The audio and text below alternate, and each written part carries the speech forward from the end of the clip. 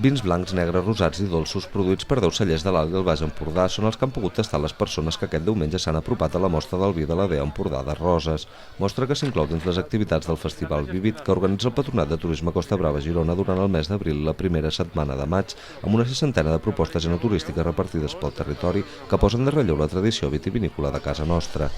Tot i que el temps d'aquest diumenge no ha estat gaire bo, amb el predomini dels núvols durant tot el matí i la possibilitat de pluja amb un cel gris, l'afluència de públic ha estat bona i, com es pot veure a les imatges, han estat bastantes les persones que s'hi han apropat per tastar els diferents tipus de vins que elaboren els productors empordanesos a través de la fermentació del suc del raïm. El que té de bo aquesta mostra és que són els mateixos productors els que expliquen les qualitats de cada vi, com el procés d'elaboració, les varietats de raïm utilitzades, la fermentació que segueixen per cada un d'ells i els trets organolèptics que determinen el color, el sucre o el gas carbònic, entre d'altres. Aquest any la mostra ha tingut de deixar el seu emplaçament habitual de la plaça de Catalunya per traslladar-se a la Porta de Mar de la Ciutadella per donar compliment a les mesures Covid vigents que requereixen una zona perimetrada amb control d'accés. La 7a edició, de fet, hauria de ser la 8a, però l'any passat, com sabem, per les circumstàncies no es va poder fer.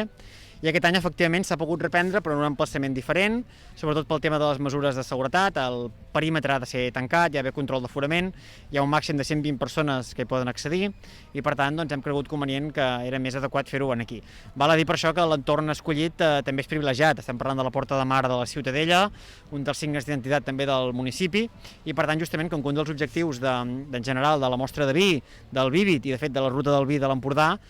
és mostrar que el vi i l'enoturisme és també una de les mostres d'identitat de la comarca i també concretament de Roses. Per tant, combinar aquests dos elements, l'element d'identitat patrimonial com la Ciutadella i l'element d'identitat de l'enoturisme i en general del consum i producció de vi, ens semblava especialment adequat. En definitiva, ha estat un matí on el vi ha estat el protagonista, però on la gastronomia també hi ha estat present de la mà del xef David Sanglas, que ha elaborat unes petites tapes amb productes del segell de qualitat Girona Excel·lent, que han estat l'acompanyament perfecte per prendre juntament amb una copa de vi de la DEA Empordà.